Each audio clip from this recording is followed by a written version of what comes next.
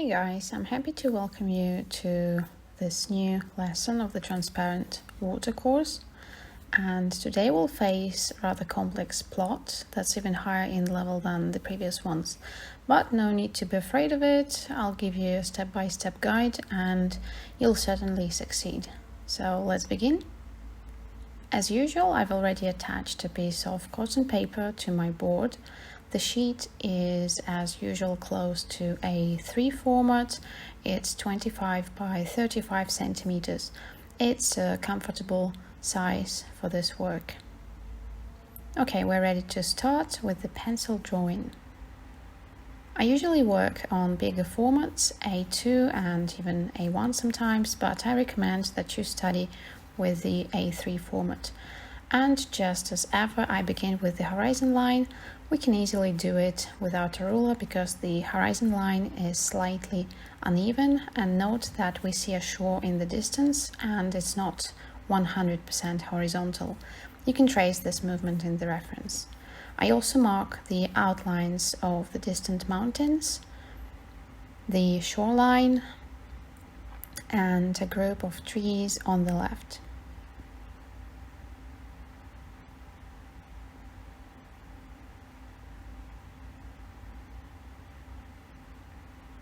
We don't need to draw the background in detail here, but the outlines matter. I also mark the outline of the reflection.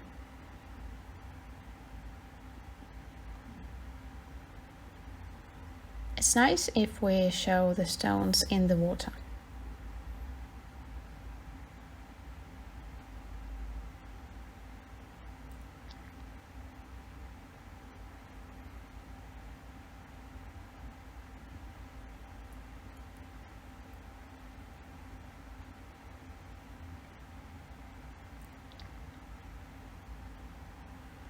Next, I show the shoreline and I also lightly mark the position of stones in the foreground. As usual, we use the general to specific approach. We first mark a general location of the objects and then we determine their exact location and their configuration individually.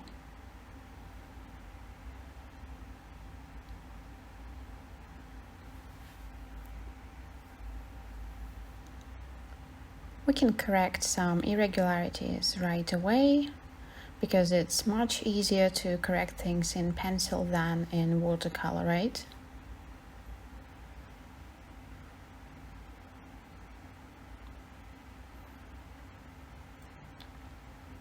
I want to mention that this work will be really stuffed with stones and we'll need to pay attention to every one of them, but I don't urge you to copy every stone's position like in the reference. I'm not going to do that, and here it depends on your patience.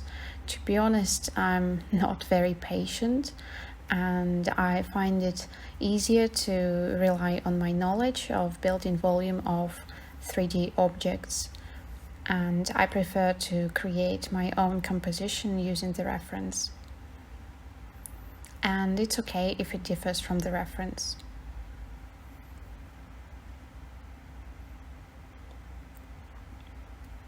Next, I want to make adjustments to the reflection configuration. This reflection on the left is one of the most expressive things in this work, and it's important that these sizes coincide, the ones above and below the horizon line.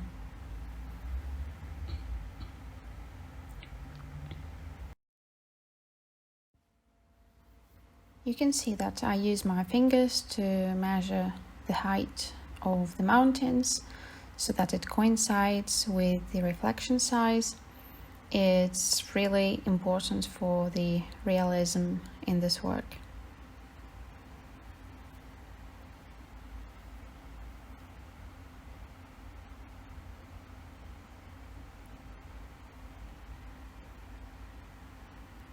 Look at the group of stones on the right.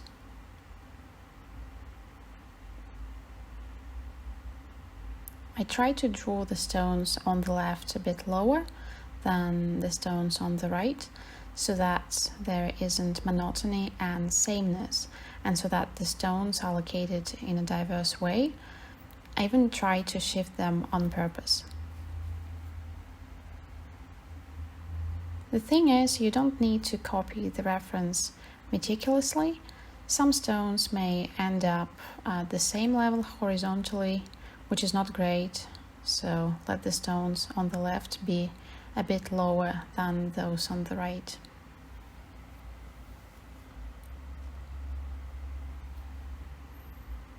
This all affects the perception of the composition. The more complex and interesting it is, the better.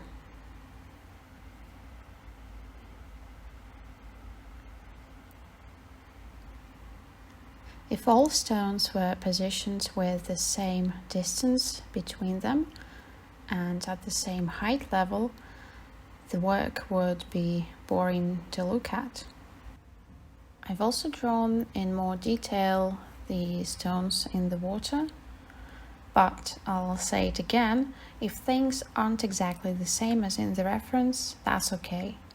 I also want to make adjustments to the configuration of trees in the background, and I'm ready to apply masking fluid. We should definitely protect the brush with soap so that we don't ruin it.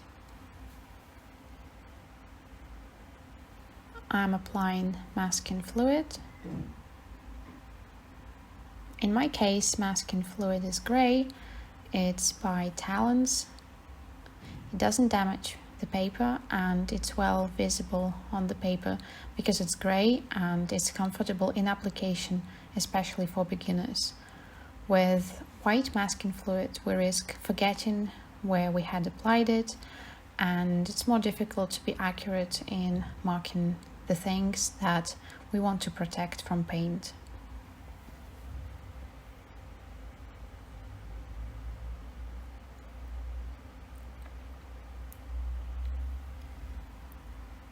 You see, I've covered the line of the distant shore, and now I'm covering the group of the stones on the left, only the parts that are above water.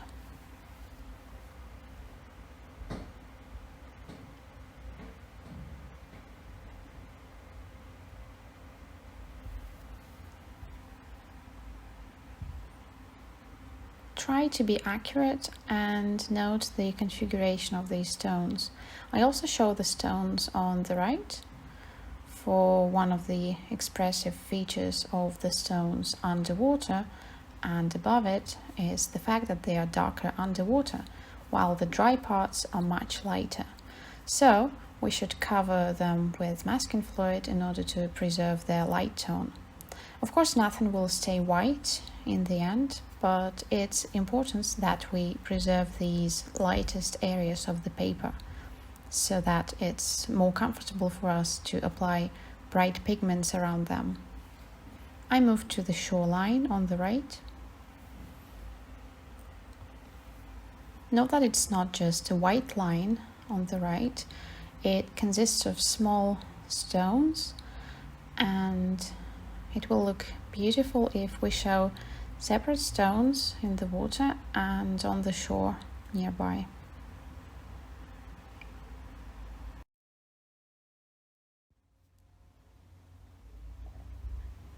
I try to cover the parts of the stones that somehow interact with the water.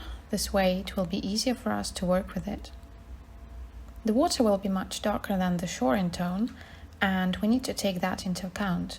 So we cover the stones that are above the water and located near it.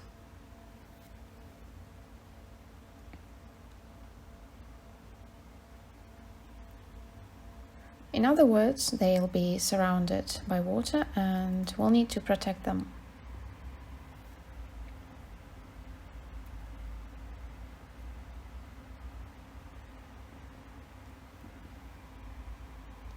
We can also show some grass blades. We see some in the reference. We don't need to show as many, but it's worth showing some in order to make the rocky shore more diverse.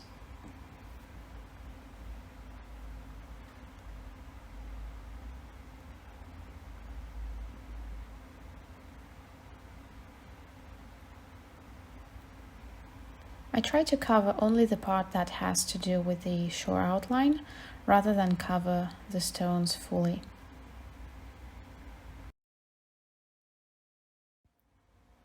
If you don't feel confident and worry that you'll stain the light stones with pigments later, you can cover a broader surface with masking fluid. I show only the lit parts of the stones in the foreground, and even with that, I'm not sure that masking fluid will be useful here. All in all, we can show that without masking fluid.